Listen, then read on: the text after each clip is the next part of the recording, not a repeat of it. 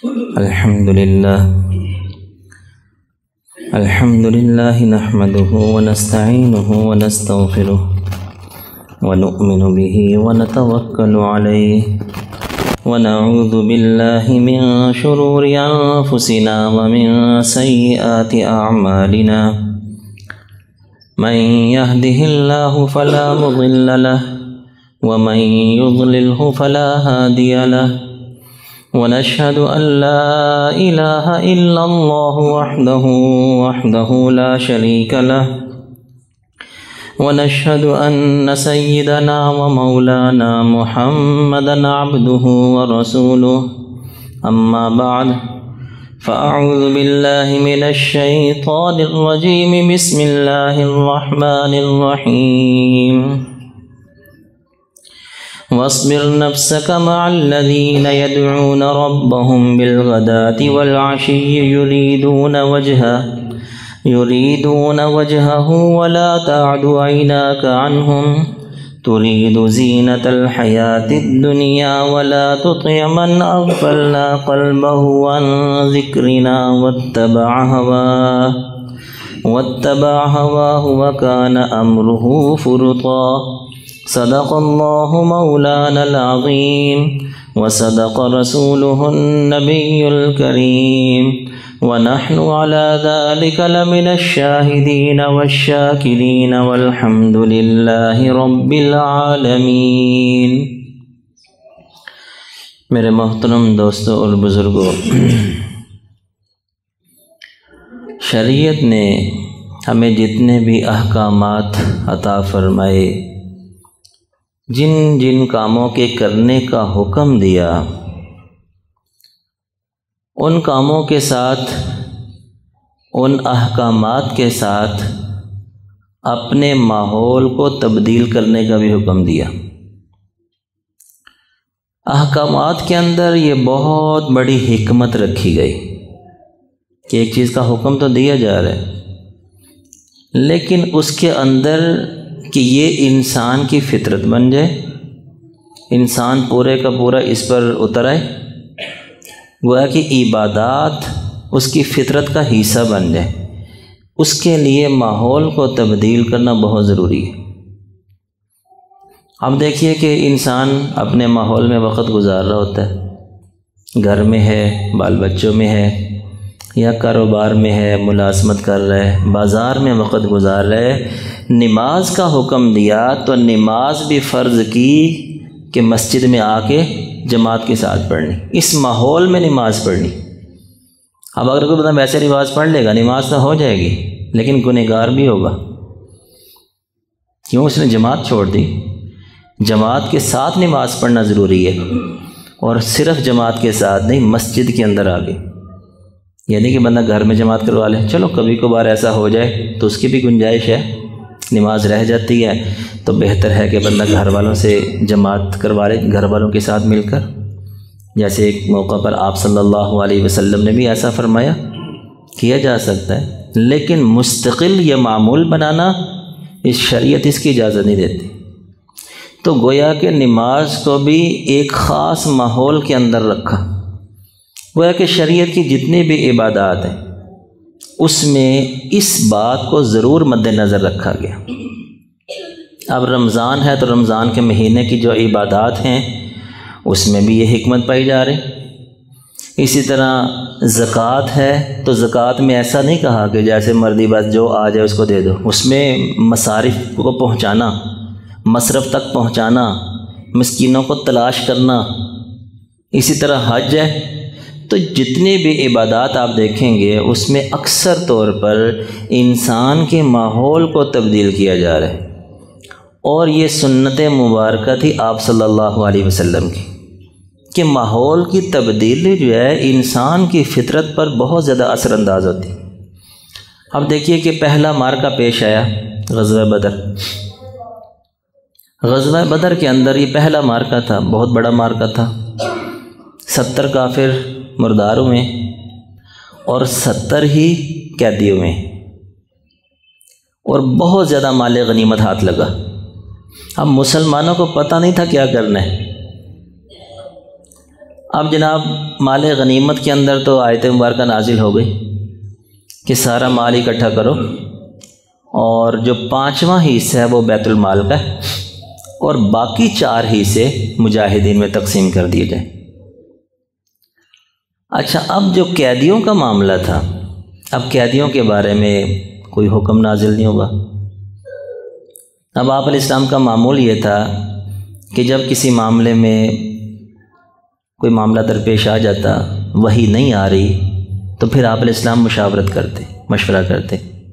صحابہ کرام سے مشورہ کیا، حضرت عمر فاروق کی رائے تو یہی تھی کہ یا رسول اللہ ان کو قتل کر دیں، اسلام کا پہلا معرکہ ہے، اسلام کی دھاک بیٹھ جائے گی، لا محالہ کہ اب اتنے قتل ہوں گے یہ، تو پھر جلدی تو کوئی قریب نہیں آنے لگا کہ شریعت نے جو زواجر ہیں، جو حدود نافذ کی ہیں نا، کہ جیسے چور کا ہاتھ کاٹ دیا جائے، کوڑے لگائے جائیں، یہ کس لیے ہے؟ یہ روکنے کے لیے کہ لوگ رک جائیں۔ تو جب اتنے زیادہ یہ بھی قتل ہو جائیں گے تو سوچیں گے وہ ان کے ساتھ لڑنا ہے کہ نہیں لڑنا۔ تو لہذا اس میں یہ ہے کہ جو اپنا رشتہ دار قتل کریں، صدیق اکبر اپنے بیٹے کو قتل کریں، وہ گرفتار ہو گیا تھا، میں اپنے ماموں کو قتل کرتا ہوں، یعنی کہ جتنے بھی تھے وہ تقریباً رشتہ دار تھے، تو اپنے رشتہ دار کو قتل کریں۔ ہر صدیق اکبر کی رائے تھی کہ یا رسول اللہ نرمی والا معاملہ فرمائیں، نرمی والا معاملہ فرمائیں، ہیں تو ہمارے رشتہ دار، ممکن ہے بعد میں مسلمان ہو جائیں۔ بہرحال وہ مشورے کے بعد یہی طے پایا کہ ان کو کچھ فدیہ وغیرہ لے کر آزاد کر دیا جائے۔ اگرچہ یہ فیصلہ ہو گیا تھا، کفار تک ان کو فیصلہ سنا دیا گیا، اس کے بعد جو وحی نازل ہوئی نا، اس میں اللہ تعالیٰ نے بڑے سخت الفاظ سے تنبیہ کی ہے، گویا کہ حضرت عمر فاروق کی رائے کو بہتر کہا گیا، لیکن چونکہ فیصلہ ہو چکا تھا تو پھر اس فیصلے کو برقرار رکھا گیا۔ اب یہاں پر جو قیدیوں کا معاملہ تھا، یہ پہلی مرتبہ چونکہ پیش آیا تو اس میں کیا یہ گیا کہ ایک ایک قیدی دے دیا گیا، ایک ایک دو قیدی دے دیے گئے، مختلف گھرانوں میں تقسیم کر دیے گئے۔ اب سب کو اکٹھا رکھا جا سکتا تھا، جکڑا جا سکتا تھا، مسلمانوں کے پاس ایسے اسباب تھے مدینہ منورہ میں کہ 1-2 گھر خالی کر دیے جائیں قیدیوں کے لیے، جہاں قیدیوں کو رکھا جائے اور باقاعدہ پہرا دیا جائے، یہ معاملہ ہو سکتا تھا۔ لیکن حضور کی حکمت کیا تھی؟ ایک ایک بندے کو 2-2 بندوں کو تقسیم کیا۔ اب اس میں تھا کہ یہ کچھ دیکھے تو صحیح، یہ قریب سے مشاہدہ تو کریں۔ مکہ مکرمہ میں تو دندناتے پھر رہے تھے، ان کو سوچنے کا موقع ہی نہیں ملا، اب تو قیدی بن کے آئے ہیں۔ یہ مسلمانوں کے دن رات کا مشاہدہ کریں، یہ ماحول کو دیکھیں۔ تو گویا کہ اس حکمت کے پیش نظر، اور بھی حکمتیں، ایک چیز کی ایک حکمت نہیں ہوتی، کئی حکمتیں ہوتی ہیں، تو اس طرح قیدیوں کو تقسیم کیا گیا۔ جب ایک آدھا قیدی آتا تھا نا، اکا دکا، تو آپ علیہ السلام کا معمول تھا کہ اس کو مسجد نبوی کے صحن میں رکھا جاتا، وہاں باندھا کرتے تھے۔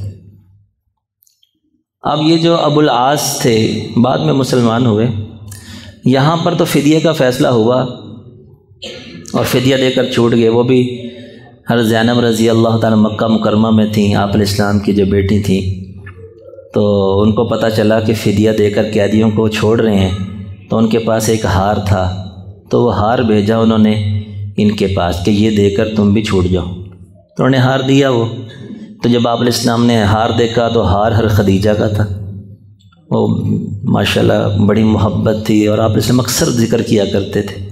حضور کو پرانا دور یاد آ گیا کہ آنکھوں سے آنسو آ گئے، اور کہنے لگے کہ یہ بیٹی کے پاس ماں کی نشانی ہے، اگر تم اجازت دو تو میں واپس کر دوں۔ جب حضور کی یہ کیفیت دیکھی صحابہ کرام نے کہ حضور آپ دیتے ہیں، اپنی بیوی کا پرانا زمانہ یاد آ کہ بڑے احسانات تھے خدیجہ کے آپ علیہ السلام پر، تو سب نے کہا یا رسول اللہ واپس کر دیں۔ حضور نے ہار واپس کر دیا کہ یہ زینب کو دے دینا، البتہ تمہارے اوپر یہ لازمی ہے کہ تم جا کے مکہ مکرمہ زینب کو چھوڑ دینا کہ وہ ہجرت کر کے ادھر آئے، یہ تمہاری ذمہ داری ہے یہاں تک پہنچانا۔ تو انہوں نے اپنا وعدہ پورا کیا، اپنے بھائی کے ہاتھ حضرت زینب کو روانہ کیا، بلکہ بعد کفار نے روکنے کی کوشش کی تو ان کے بھائی نے تیروں سے مقابلہ کیا، تو حضرت زینب کو وہاں پر پہنچایا گیا۔ اب یہ ایک مرتبہ تو چھوٹ گئے، دیکھ تو گئے، دوسری مرتبہ پھر قید ہو گئے۔ یہ چونکہ تاجر تھے، ملک شام سے تجارت کر کے اور مال لے کر آ رہے تھے، اور بڑے کافروں نے ان کے قافلے میں انویسٹ کی ہوئی تھی، تو سارا بیچ بوچھ کے مال لے کر آ رہے تھے کہ مجاہدین کا گزر ہو رہا تھا، ان کے ہاتھ لگ گئے، انہوں نے سارا سامان بھی لے لیا، مال بھی لے لیا ان سے، اور ان کو دوبارہ قید میں ڈال دیا۔ تو آپ علیہ السلام نے کہا اس ستون کے ساتھ باندھ دو ان کو مسجد نبوی میں۔ اب ان کو ستون کے ساتھ باندھ دیا گیا۔ اب یہ کیا کر رہے ہیں؟ اب یہ مسلمانوں کے دن رات دیکھ رہے ہیں، مشاہدہ کر رہے ہیں کہ اب وہاں واعظ و نصیحت بھی ہو رہی، دعوت و تبلیغ بھی ہو رہی، اور نمازیں بھی ہو رہی، ذکر اذکار ہو رہا ہے، اخوت بھائی چارہ، سارے معاملات دیکھ رہے ہیں۔ بہرحال پھر ان کو جو ہے نا وہ حضرت زینب کو پتہ چلا کہ دوبارہ قید ہو کے آ گئے، تو اس وقت ایک قانون تھا کہ اگر کوئی مسلمان کافر کو پناہ دے دے تو اس کو قتل نہیں کیا جا سکتا۔ تو حضرت زینب کو پتہ چلا، صبح کی نماز ہوئی، سلام پھیرا تو یہ دروازہ کھولا اور حضرت زینب نے اعلان کیا، سارے نمازی بھی موجود تھے، کہ یا رسول اللہ میں اس قیدی کو امان دیتی ہوں، پناہ دیتی ہوں۔ تو حضور نے فرمایا کہ اگر تو نے پناہ دے دی تو ہم نے بھی پناہ دے دی، کیونکہ ایک اصول تھا مسلمان قیدی، عام سپاہی بھی پناہ دے سکتا ہے۔ تو گویا کہ اس طرح دوبارہ بیوی کی برکت سے ان کو رہائی نصیب ہوئی۔ اب یہ وہاں پر تو انہوں نے کچھ نہیں کہا، یہ سیدھا مکہ مکرمہ پہنچے، جو امانتیں ان کے پاس تھیں، لوگوں کی انویسٹ کیا ہوا مال تھا، وہ سارا واپس کیا اور سب کو اکٹھا کیا اور کہا کہ تم جانتے ہو مجھے، میں صرف ایک وجہ سے یہ کام وہاں بھی کر سکتا تھا مدینہ منورہ میں، لیکن میں نے صرف اس وجہ سے کہ مجھے کوئی طعنہ نہ دے، لہذا اب تم سب کے سامنے میں اپنے اسلام کا اعلان کرتا ہوں، اشہد ان لا الہ الا اللہ۔ انہوں نے کہا کہ مجھے کوئی طعنہ نہ دے کہ یہ قید کے ڈر سے مسلمان ہو گیا ہے، اس لیے میں واپس آیا ہوں۔ اب یہ مشاہدہ وہاں دیکھ چکے تھے، موقع مل گیا ان کو، تو گویا کہ دل نرم ہو چکا تھا، وہاں یہ کام کر سکتے تھے لیکن کیا نہیں، یہاں آ کے اور کہا کہ میں آج شام کو ہجرت کر رہا ہوں، جس میں ہمت ہے میرا راستہ روک کے دیکھے۔ تو اس طرح انہوں نے اعلان کیا اپنے اسلام کا اور پھر ہجرت کر کے حضور کی خدمت میں پہنچے۔ اب آپ علیہ السلام کی حکمت دیکھیں کہ قید کہاں کیا جا رہا ہے؟ مسجد نبوی جیسے پاک ماحول کے اندر، کافر لوگ ہیں، لیکن وہاں قید کا، اب دیکھو الگ تھلگ کوٹری کے اندر ڈالا جا سکتا تھا، جیسے ہمارے بھی قید خانے ہیں، بادشاہوں کے قید خانے ایسے ہی ہوتے ہیں، کوٹریاں بنی ہوتی اس میں ڈال دیا جاتا، لیکن حضور کی سنت کیا تھی کہ ماحول کے اندر رکھنا مقصود تھا، کہ ماحول میں رہیں گے، یہ مشاہدہ کریں گے، ان کے دل نرم ہوں گے۔ جتنے بھی آپ علیہ السلام نے قیدی کیے، جو اکا دکا قید ہو کر ہے، ان کو مسجد نبوی میں رکھا گیا، سوائے 2 یا 3 بندوں کے سارے مسلمان ہو گئے، 2 یا 3 بندوں کے۔ اسی طرح اسامہ بن اسال رضی اللہ تعالیٰ عنہ اپنے قبیلے کے سردار تھے، بنو حنیفہ، نجد کے علاقہ جو آج کل ریاض کا علاقہ ہے، یہاں ان کا قبیلہ آباد تھا، بنو حنیفہ کے سردار تھے۔ تو یہ عمرے کے لیے جا رہے تھے کہ راستے میں مجاہدین کے ہاتھ لگ گئے، انہوں نے پکڑا ان کو اور مدینہ منورہ لے آئے۔ تو آپ صلی اللہ علیہ وسلم نے ان کو مسجد نبوی کے ستون کے ساتھ باندھ دیا۔ اب ایک دن گزرا، سارا دن گزرا، حضور نے پوچھا ہاں جی کیا خیال ہے اسلام کے بارے میں، کیا خیال ہے؟ اب ایک دن صحابہ کرام کا مشاہدہ کر رہے تھے، انہوں نے کہا ان تقتل تقتل ذات من و ان تنعم تنعم علی شاکر، کہ اگر آپ نے مجھے قتل کیا تو میں ایسے لاوارث نہیں ہوں، میرا بدلہ لینے والے بہت لوگ ہیں، اپنے قبیلے کا سردار ہوں۔ وَإِن تُنِمْ تُنِمْ عَلَى شاکر، اور اگر آپ مجھے چھوڑ دیں گے نا تو میں آپ کا شکریہ ادا کروں گا، جو ہو سکا کروں گا۔ آپ علیہ السلام چلے گئے، حضور نے فرمایا بندہ رہنے دو۔ اگلا دن پھر بندے رہے، دیکھتے رہے، قیدیوں کے ساتھ حسن سلوک کو بھی دیکھ رہے ہیں، اور بھی بادشاہوں کی چیزیں ان کے پاس تھیں، دیکھتے تھے کیا ہو رہا ہے پوری دنیا کے اندر۔ سیاسی لوگ تھے، اور یہ یہاں پر بھی دیکھ رہے تھے۔ اگلے دن پھر حضور نے پوچھا، یہی جملہ کا، ان تقتل تقتل زاد من، مجھے قتل کر کے کہیں غلطی میں نہ پڑ جانا، کہیں ایسی غلطی نہیں کرنی۔ دھمکی بھی دے رہے ہیں ساتھ ساتھ، میرا بدلہ لینے والے بڑے ہیں۔ حضور نے کہا بنا رہنے دو۔ تیسرے دن پھر پوچھا، پھر یہی جواب دیا کہ جناب آپ نے یہ بھول نہیں کرنی۔ حضور نے فرمایا چھوڑ دو ان کو، آزاد کر دو۔ حالانکہ یہ کوئی ایسا نہیں تھا کہ آپ علیہ السلام ان کی کوئی دھمکی میں آ گئے، اتنی بڑی بڑی جنگیں کی، یہ کیا تھے؟ آپ علیہ السلام فرمایا ان کو آزاد کر دو۔ آزاد جیسے کیا، قریب ایک چشمہ تھا، وہاں پر گئے، غسل کیا، اور آتے ساتھ مسجد نبی میں اشہد ان لا الہ الا اللہ، اسلام کا اعلان کر دیا۔ گویا کہ یہ ان کی ایک غیرت کا تقاضا ہوتا تھا، قید میں نہیں کرنا۔ کہیں ایسا نہ ہو کہ بنو حنیفہ کا سردار قید میں تھا تو اسلام لے آیا، ایمان لے آیا، لوگ کیا کہیں گے؟ قید کے ڈر سے ایمان لے آئے، تانے دیں گے۔ گویا کہ یہ غیرت مند لوگ تھے، کفر پر بھی تھے نا، ڈٹے ہوئے تھے، یعنی کفر پر بھی ڈٹائی سے تھے۔ جیسے ابو جہل کا بھی آپ نے سنا نا کہ وہ جب مر رہا تھا، اس کو قتل کیا جا رہا تھا نا، تو ان کو کہہ رہا تھا کہ چہرے کے قریب سے نہ کاٹنا، ذرا سینے کے قریب سے کاٹنا، پتہ چلے کسی سردار کی گردن کاٹی گئی ہے۔ کفر پہ مر رہا ہے، مرنے سے پہلے بھی وہی اکڑ۔ تو بہرحال ان کا ایک یہ وصف تھا کہ یہ یعنی کہ ڈر کے کوئی کام نہیں کرنا ہم نے۔ اب دیکھیے کہ حضور کی حکمت دیکھیں کہ کس طرح حکیمانہ انداز سے کتنے ہی لوگ مشربہ اسلام ہو گئے۔ وجہ کیا تھی؟ صرف اور صرف ماحول کو تبدیل کرنا مقصود تھا۔ یہ ماحول کی تبدیلی کوئی عام چیز نہیں ہے۔ دیکھیے نماز کا جو ہمیں حکم دیا گیا، اب نماز جو مشروع کی گئی ہے اس کا سنت طریقہ کیا ہے؟ اذان ہوتی ہے، اذان کے بعد سنتیں مشروع کی گئیں، سنتوں کا حکم ہے، اگرچہ فرض واجب نہیں ہے، سنتوں کا حکم ہے، کیونکہ آگے ایک فریضہ ادا کرنا ہے۔ اپنے کام کاج چھوڑ کے مسجد کے ماحول میں تو آؤ، تمہارا ذہن حاضر تو ہو، ہم ایک کام کرنے جا رہے ہیں، ایک عبادت کا وقت ہے، ایک انتہائی اہم عبادت ہے، اس کو ادا کرنے کے لیے جا رہے ہیں، تو ایک تھوڑا سا وقت نکال کے پہلے آؤ۔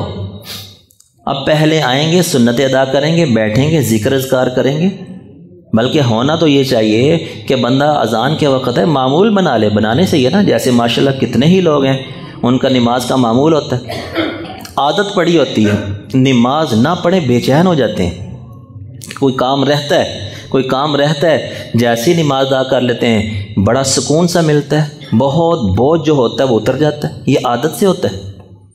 تو ایسی عادت ہو بندہ پہلے آئے اور روزانہ 5 منٹ تلاوت قرآن کو دے دے۔ اب اذان کے وقت آئیں گے، ماشاءاللہ کتنا موقع مل جائے گا۔ ہمارے یہاں پر کئی نمازی ایسے ہیں ماشاءاللہ، وہ پہلے آتے ہیں، ایک معمول ہے ماشاءاللہ، ہمارے بٹ صاحب ہیں، بڑے عرصے سے ہم دیکھ رہے ہیں، پہلے آتے ہیں، بیٹھتے ہیں ماشاءاللہ، یعنی کہ یہ منہ پر کہنے کی باتیں نہیں ہوتی، یہ سب جانتے بھی ہیں، ایک بندے کی حوصلہ افزائی کے لیے ہوتا ہے، کیونکہ ایک چیز ہوتی ہے سب کے علم میں ہوتی چیز۔ اور بھی کئی ماشاءاللہ ساتھی اس طرح ہیں کہ جن کی کوشش ہوتی ہے پہلے آتے ہیں، سنتیں ادا کرتے ہیں، قرآن پاک کی تلاوت کرتے ہیں۔ قرآن پاک کی تلاوت انتہائی اہم معاملہ ہے۔ اب یہ فرض واجب نہیں ہے، لیکن ایسا ہے کہ اس کی طرف سے غفلت بہت زیادہ ہے، کہ دیکھیے کہ کئی دن گزر جاتے ہیں، کئی دن گزر جاتے ہیں، قرآن کھولنے کا موقع نہیں ملتا، الیاذ باللہ، کتنی غفلت ہے۔ اب اگر بندہ پہلے آئے گا نا، روزانہ 5 منٹ تلاوت، دیکھیں 5 منٹ زیادہ تو نہیں ہے، 5 منٹ، ایک رکوع تو بندہ تلاوت کر ہی لیتا ہے نا، روزانہ 2 3 4 رکوع تلاوت قرآن بندہ کر لے، ایک معمول بن جاتا ہے۔ بندہ اس ماحول میں آ کے، اب پوری دنیا کے اندر ایک مسجد کا ماحول رہ گیا جس سے بندے کا ایمان محفوظ رہتا ہے۔ بلکہ ہمارے بزرگ ہیں مفتی حسن صاحب دامت برکاتہم العالیہ، وہ یورپ کے دورے پر گئے، جب واپس آئے نا تو وہ فرمانے لگے کہ یورپ کے اندر، چونکہ اب وہاں سے ہو کے آئے، مسلمانوں سے ملاقاتیں کی، تو انہوں نے خلاصہ نکالا، انہوں نے کہا یورپ کے ماحول کے اندر جو بندہ مسجد سے جڑا ہوا ہے نا، اس کا ایمان محفوظ ہے۔ جو لوگ مسجد سے ٹوٹ گئے ہیں ان کی اولادوں نے کفر اختیار کر لیا، وہ خود مسجد کے ماحول سے دور ہوئے پھر آسا اولاد دور ہو گئی، اب اگلی اولاد کو پتہ ہی نہیں مسجد کیا ہوتی۔ تو گویا کہ دیکھیے کہ مسجد کی اہمیت کس قدر ہے۔ ہمیں تو اس لیے اندازہ نہیں ہوتا، ہمارے مسلمانوں کا ماحول ہے اس لیے ہمیں زیادہ اندازہ نہیں ہوتا، باہر اندازہ ہوتا ہے۔ تو اس لیے یہ جو اللہ تعالی نے عبادت کا حکم دیا ہے اور ایک خاص ماحول میں لایا جا رہا ہے، اس میں بہت سی حکمتیں پنہا ہوتی ہیں۔ تو کوشش یہ کرنی چاہیے کہ بندہ اذان کے بعد آئے، سنتیں ادا کرے اور قرآن پاک کی تلاوت کرے اور پھر نماز کا فریضہ ادا کرے۔ اللہ تعالیٰ سے دعا ہے جو کہا سنا اللہ تعالیٰ اس کو سمجھ کر اس پر عمل کرنے کی توفیق عطا فرمائے۔ وآخر دعوانا الحمدللہ رب العالمین۔